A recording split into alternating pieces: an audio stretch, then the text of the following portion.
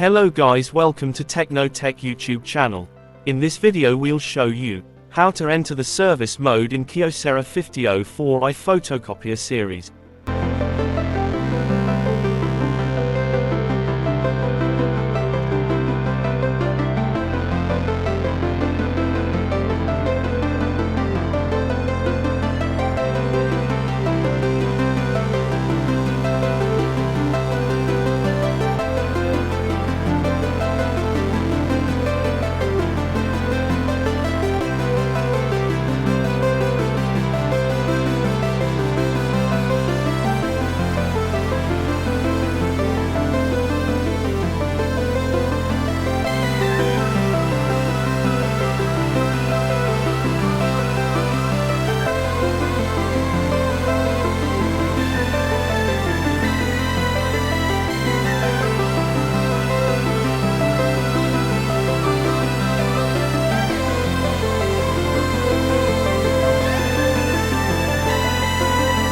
Thanks for watching.